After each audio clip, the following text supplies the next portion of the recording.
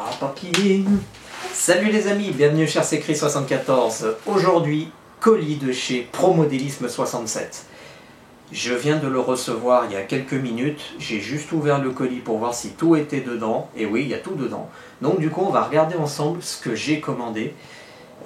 J'ai pas ouvert le plus gros colis qui est encore dedans, puisque vous le savez, j'avais pour le Obao commandé, enfin j'avais dit que je voulais passer sur une nouvelle télécommande. Et j'en ai profité, je l'ai pris chez Promodélisme. Donc Philippe, merci à toi pour la communication en disant bah, j'ai pas en stock la télécommande, faut que tu patientes un peu. Donc comme je t'ai dit, c'était pas urgent. Et donc je viens de la recevoir et je vais découvrir la télécommande. Tac. Et le colis, le voici les amis. Donc ça va aller vite fait ce petit unboxing parce que j'ai pas commandé grand chose, juste deux petits éléments. Donc déjà, à ce que je vois, c'est super bien emballé. Un peu de journal, du papier anti-choc. Première chose, ici, hop, et on va sortir le plus gros comme je vous ai dit.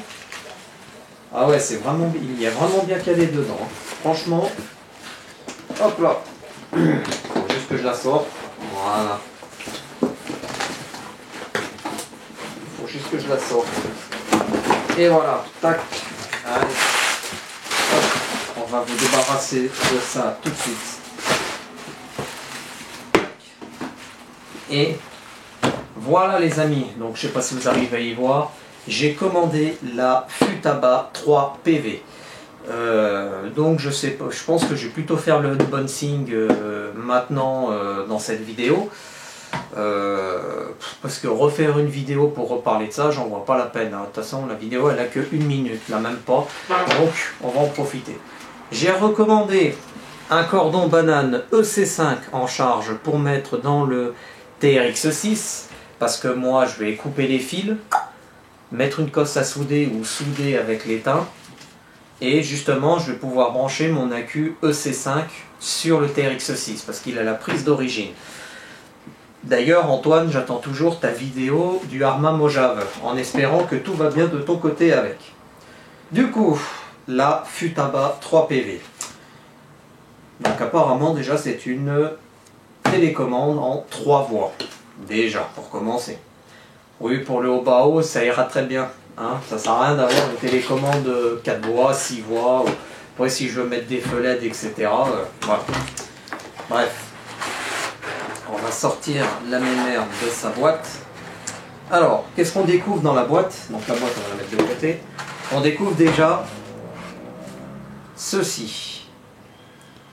Un petit tournevis plat. Hop là. Un tout petit tournevis plat. Donc je pense que ça va nous aider pour ouvrir le compartiment à pile ou pour le récepteur, je sais pas. La fameuse notice d'utilisation avec le certificat de conformité européenne. Donc ça c'est papier basique. Donc la notice d'utilisation, hein, elle est très très jolie, hein, franchement, voilà. Alors qu'est-ce qu'on a? On l'a en anglais. On l'a en anglais, et c'est tout. On l'a pas en français. Oh putain. Oh putain. Bon, c'est pas grave. Normalement si, on doit l'avoir en français, mais c'est pas sûr. Bon après, sinon on m'a dit, tu vas sur le site Futaba et tu la trouves en français sans problème. Je regarde quand même, mais non, c'est tout de l'anglais. Hein. Donc pour le compartiment des piles, les lots batteries, etc. D'accord. Installation, nanani, nanana, d'accord. Refaire le neutre. DT3, switch 1. D'accord, le trim, Racer trim. Bon, on va regarder sur la télécommande, les amis, et puis au pire, j'irai voir sur le site Futaba s'ils ont la notice en français. Alors, la mémère. Donc, on a le fameux récepteur R20 R203 GF. Alors, par contre, moi j'ai pris sans télémétrie, sans quoi que ce soit, parce que j'en ai rien à foutre de la télémétrie, moi, puisque je veux juste rouler avec la voiture. Donc, sur le récepteur, donc on a la LED comme quoi il est paramétré, et ensuite on a le petit bouton Bind, d'accord. Oui, Bind, on a donc l'emplacement pour le Bind, Channel 1, Channel 2, Channel 3, OK. Ouais, ça va aller vite fait pour le brancher sur le haut-bas. De toute façon, on ne peut pas se tromper, c'est pas possible. Et enfin, la fameuse télécommande. Allez, voyons voir ce qu'elle vaut, cette petite télécommande. Donc, déjà, télécommande, super. Très bonne prise en main, je trouve, impeccable. Avec le petit écran, moi j'aime bien. On va retirer le petit film de protection. Plus, moins, d'accord. Ah, elle a une bonne prise en main, je suis assez content. Compartiment à pile en dessous, comme d'habitude.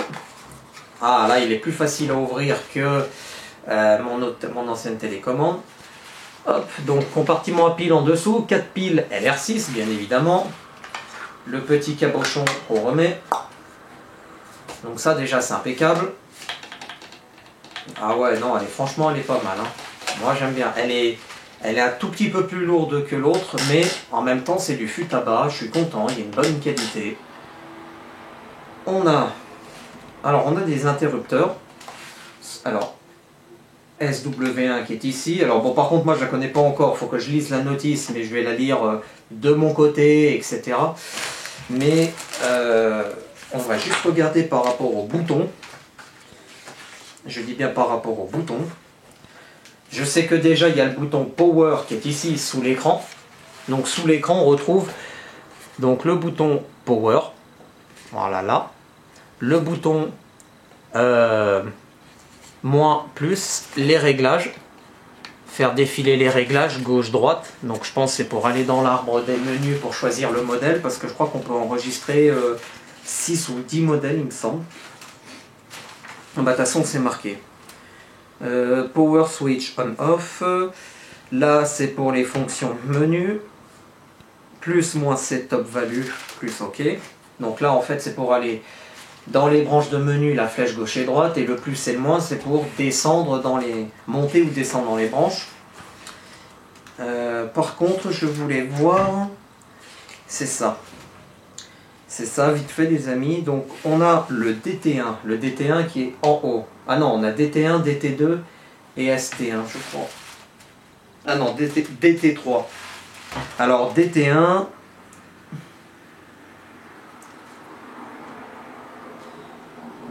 Donc DT1 apparemment c'est pour...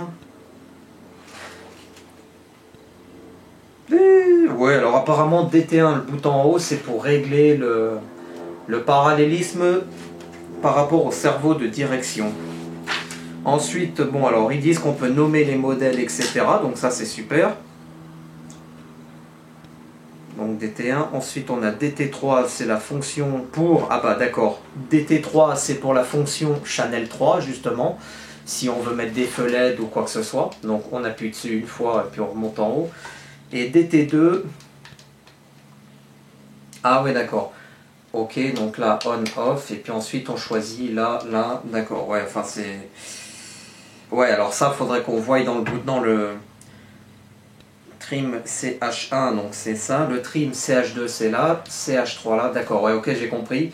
Ok, donc les amis, je relirai la notice, mais d'après ce que j'ai compris sur la notice vite fait, on a donc DT1 en haut pour choisir pour la voie 1, donc là on va mettre le cerveau direction pour régler le degré, pour régler la direction sur le cerveau direction. La voie 2 c'est pour les gaz. Et la voie 3, c'est pour la channel. En fait, la DT2, DT3, pardon, DT3, DT1, DT2. DT2, ici, c'est pour les gaz, DT1 pour la direction, et DT3, c'est pour la troisième voie. Et ensuite, le bouton qui est juste là, le ST1, je crois, SW1, pardon, donc il y a on, off, c'est suivant si on veut activer la voie 3 ou pas. Tout simplement, d'après ce qu'ils disent dans la notice. Et donc en fait le petit tournevis qu'on a reçu c'est pour démonter la radio, enlever les vis, etc. Donc voilà, alors après par contre j'ai vu que si jamais on peut modifier le volant, on peut le passer à droite, enfin à gauche, sachant que moi j'aime bien conduire de la main droite, je suis droitier, mais bon j'écris de la main gauche. Qu'est-ce que je voulais dire d'autre? J'ai vu que derrière on a une prise Channel CHG, c'est pour charger si jamais on veut mettre Des piles rechargeables, je vous le fais voir ici. Là, il y a la prise. Donc franchement, non, là, ça devrait jouer pour le haut-bas-haut. Je ne devrais plus avoir mes problèmes de réception. Et de toute façon, ben, je vais la monter dedans en espérant que ce petit récepteur passe dans le boîtier de réception d'origine. Sinon, il faudra soit que je le coupe ou que j'en rachète un ou que je fasse une modif. On verra tout ça. Enfin, ouais, plus de demain, j'y ferai tranquillou demain à tête reposée parce que vu qu'ils annoncent un temps un peu dégueu. Mais de toute façon, ce qui est sûr, on m'a dit, le récepteur, il est appairé avec la radio, t'as pas besoin de faire de bing. Mais au cas où. Alors par contre, il y a juste un truc, et je viens de m'en apercevoir maintenant, on a toujours un cavalier qui est livré avec le récepteur pour faire le bind. Sauf que là, il n'y a pas. Alors est-ce qu'il faut appuyer sur le bouton SW sur le récepteur? Faudra que je voie. Faudra que je voie les amis parce que c'est quand même bizarre. Mais bon, voilà. Donc du coup les amis, on a fait le unboxing donc, de cette petite télécommande Futaba. Moi je l'ai acheté chez Promodélisme déjà pour deux choses. La première, depuis le temps que je me dis qu'il faut que j'achète quelque chose à Philippe et que j'avais toujours rien acheté, donc là c'était l'occasion. La deuxième chose, c'est que cette radio, je l'ai eu pour 120 € les amis. Bon, j'ai eu le code promo que Philippe m'avait fait pour la chaîne, donc du coup j'en ai profité, donc c'est un code promo de 5% sur son site. Du coup j'en ai profité et je l'ai eu, au lieu d'être à 129, je l'ai eu pour 120 € ou 119 je crois. C'est un très bon rapport qualité-prix, on m'a dit, parce que moi j'ai posé la question sur les groupes, etc. On m'a dit, bah, pour toi, prends la Futaba 3 PV, tu verras, tu seras pas mécontent. Et du coup j'ai dit, bah pourquoi pas, allez on va partir. Je voulais en acheter une d'occasion, et puis en fin de compte d'occasion, les gens les vendaient quasi au prix du neuf. Alors je me suis dit, on va en acheter une neuve, et puis c'est très bien. Par contre, j'ai vu apparemment qu'on pouvait y adapter aussi des pièces en carbone dessus, une petite poignée de transport, etc. Bon, moi, ce ne sera pas trop mon truc. Par contre, ce que je vais apprécier sur cette télécommande, c'est alors le bouton Power On-Off. C'est très bien qu'il soit sur l'écran LCD. Parce qu'on a, enfin l'écran LCD, non, il n'est pas LCD, mais on a un petit écran, je veux dire. L'écran, j'en ai pas trop parlé, mais au pire, on regardera pour mettre une petite plaque en plexi, ou tu sais, une petite plaque pour un truc incassable dessus. Pour le bouton Power On-Off, pour le bouton Power, ce qui va être bien, c'est quand je vais être dans le transport du buggy, eh ben ça va pas l'allumer au niveau du cul de la radio, parce que moi j'avais peur de ça, puis en fin de compte, il risque de pas s'allumer souvent. Donc franchement, ça devrait faire l'affaire. Donc nous, ce qu'on va s'occuper les amis maintenant, donc je vais télécharger la notice Futaba en français, je vais la lire, déjà, avant toute chose, avant de faire des conneries ou quoi que ce soit, parce que c'est la logique quand tu reçois un véhicule en modéliste. Il y en a qui sont pas patients, qui veulent aller rouler avec, puis après quand ils ont un souci, ouais on fait comment ça, on choisit comment le mode sport, etc. Et beaucoup de gens leur disent, mais lisez la notice avant de rouler, bordel de merde. Voilà. Donc, excusez-moi, j'ai dit un gros mot. Donc du coup, les amis, je vous le dis, je vous le redis, avant d'utiliser vos véhicules ou vos télécommandes ou quoi que ce soit, prenez le temps, quand vous recevez votre véhicule, n'allez pas rouler tout de suite avec.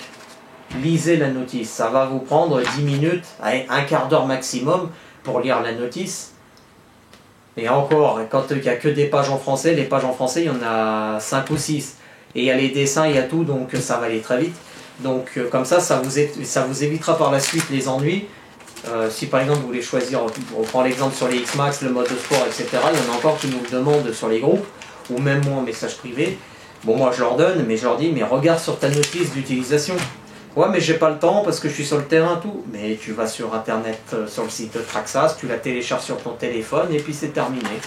Mais bon, on donne quand même les solutions, je vous rassure. Voilà. Donc ça c'était le petit truc par rapport à la notice. C'est pas pour rien qu'ils les ont fait les notices. Donc voilà. On va la remettre dans la boîte.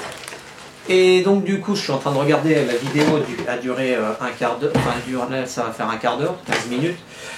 Je pense que je referai une vidéo blabla de la chaîne les amis, parce que dans le blabla de la chaîne, on va parler, il y aura un petit peu des changements sur la chaîne, pour les futures présentations, etc. Je suis en train de voir aussi pour une nouvelle caméra parce que ça commence un peu à m'ennuyer de tourner avec les vieilles caméras qui n'ont pas d'autonomie de batterie. Et puis surtout pour les runs, parce que pour les runs j'utilise un appareil photo numérique mais je ne vais pas au-delà de 15 minutes. Bon alors après on m'a conseillé pour les vidéos de faire un... On va mettre la jolie boîte. La boîte, est-ce qu'on a... J'ai oublié d'en parler de la boîte parce que moi franchement la boîte... Elle est jolie, elle est noire, on a tous les trucs fût tabac, etc. 2,4 GHz. Bref, moi, la boîte, les amis, je voulais pas fait. Voilà, parce que la boîte, c'est une boîte en carton, ça nous dit juste ce qu'il y a dans la boîte. Donc voilà. J'en étais où? J'en étais donc pour filmer mes vidéos. Donc du coup, j'ai le Canon 650D. Et on m'a dit, ça sert à rien de faire des vidéos de plus de 10 minutes, un quart d'heure, parce que les gens vont se lasser devant ta vidéo. Il faut faire des petites vidéos, grand maximum de 6 minutes. 6-7 minutes, voire 8 minutes maximum, pas plus. Donc du coup, c'est pour ça que les vidéos de run, des fois, sont un peu réduites, sauf quand il y a le X-Max, le Bao, que je suis avec tonton Didier, tonton Vincent, là, on fait 10 minutes. Hein, pour voir des jolis sauts, des bêtises comme ça, ou nos gamelles, ou quoi que ce soit, donc voilà. Ou alors pour les unboxing, par contre l'unboxing là, je fais un peu plus longtemps, ce qui est logique pour, comment dire, pour pousser, enfin pas pour pousser le vis, pour vous dire voilà, il y a ça, ça, ça, merde j'ai oublié de mettre les deux trucs là-dedans, donc voilà. Qu'est-ce que je voulais dire d'autre à part ça? Rien de spécial, donc déjà je voulais remercier avant tout Philippe de chez Promodélisme 67. Donc pour ceux qui se sont plaints, parce que je sais qu'il y en a certains qui se sont plaints comme quoi il n'était pas réactif, qu'il fallait attendre, etc., qu'il n'avait pas les pièces en stock, etc. Lui il y est pour rien, je vous le dis, c'est les fournisseurs. Donc si les fournisseurs ils lui disent tu auras les pièces dans 2 semaines, donc ça sert à rien de lui dire ouais mais moi j'ai payé, je veux mes pièces maintenant tout de suite. Si lui il les a pas en stock, ça sert à rien de gueuler. Donc moi, il m'a envoyé un mail, il m'a dit « Chris, je n'ai pas ta télécommande en stock, je l'ai commandée, elle arrive fin de semaine. » Et donc j'ai reçu un mail, je crois que c'était fin de semaine dernière, qui m'a dit qu'il m'expédiait le colis, que la télécommande était partie. Et donc du coup, voilà, ça a été expédié, et puis c'est tout. Donc voilà, Promodélisme 67, donc j'ai mis en lien dans cette... Je vais le remettre en lien dans cette vidéo, mais de toute façon dans les autres vidéos, vous aurez le lien du site, allez le voir. Et au niveau tarif, il n'est pas vraiment excessif, je trouve, pour certains véhicules. Et même si vous avez des véhicules d'occasion, donc moi je pense que ça va m'arriver sur le Arma Outcast, puisqu'il est à vendre, je vais l'envoyer en dépôt-vente chez lui. Vous pouvez envoyer vos véhicules de modélisme en dépôt-vente chez lui, et quand le véhicule est vendu, en fait, ça vous fait un chèque, donc un chèque réduction, ou un avoir qui est valable sur son site. Donc si par exemple vous vendez un véhicule, admettons 300 balles, et vous aurez un avoir de 300 balles sur un prochain achat de véhicule ou du matériel ou quoi que ce soit. Si vous avez un véhicule à vendre. Donc n'hésitez pas à aller le voir, Promodélisme 67, qui s'appelle Philippe. Et la plupart du temps, vous risquez peut-être, pour ceux qui sont là-bas, vous allez croiser le blond, Mani. D'ailleurs, que j'aimerais bien croiser aussi un de ces quatre. Je pense que je vais y faire un tour chez Promodélisme lors de mes prochaines vacances ou alors lorsqu'il y a un long week-end. Allez le voir, faire une petite visite de sa boutique avec la caméra, comme ça pour la chaîne ce serait pas mal aussi. Voilà. Mais c'est prévu aussi là, avec la caméra, je vais voir avec une autre boutique en Haute-Savoie justement, prendre la caméra, faire une visite globale et discuter avec le propriétaire, donc voilà. Ça, je vais voir avec lui, je vais le recontacter. Et puis bon, la prise de C5, les amis, on va s'en occuper aussi sur le TRX6, puisqu'il y en a qui me disent ouais, mais il ne faut pas passer en EC5 parce que les accus se font rares. Ouais, sauf que sur Amazon ou alors chez DXF Power, les accus, j'arrive toujours à les trouver. Pour le moment, moi, je reste en prise EC5 ou XT90 sur le Bao, ça bouge pas. Les prises DIN, je n'en veux pas. Les prises Tamiya, c'est moyen. Donc du coup, je passe tout en prise EC5. Allez, je vais ranger la télécommande, les amis. Puis après, je vais arrêter la caméra parce que ça sert à rien de discuter plus longtemps que ça. Hein? Et puis, on va se retrouver prochainement pour le blabla de la chaîne. Je crois que ce sera le numéro 11 ou 12 ou 13 ou 14, je sais plus. Ça fait un sacré moment que je ne l'ai pas fait. Et dans ce blabla de la chaîne, je vous ai dit, il y aura pas mal de modifications pour la chaîne. Et j'espère, d'ici très peu de temps, parce que les abonnés commencent à monter, commencer les jeux de Tombola, pourquoi pas, éventuellement. Et bien sûr, il va y avoir les vidéos du projet Kyosho Inferno GT2 qui vont arriver, puisque j'ai juste fait une vidéo que j'ai pas encore publiée sur le moteur, ni sur le unboxing de cette voiture qu'on m'a donnée, de Tonton Mickaël. D'ailleurs, il faut que je la publie, je crois que je la publie après cette vidéo. Enfin, quand j'aurai fini de filmer. Voilà. Les amis, on se retrouve prochainement pour une nouvelle vidéo. Restez connectés, regardez les vidéos sur la chaîne, et moi je vous dis à bientôt. Salut les amis!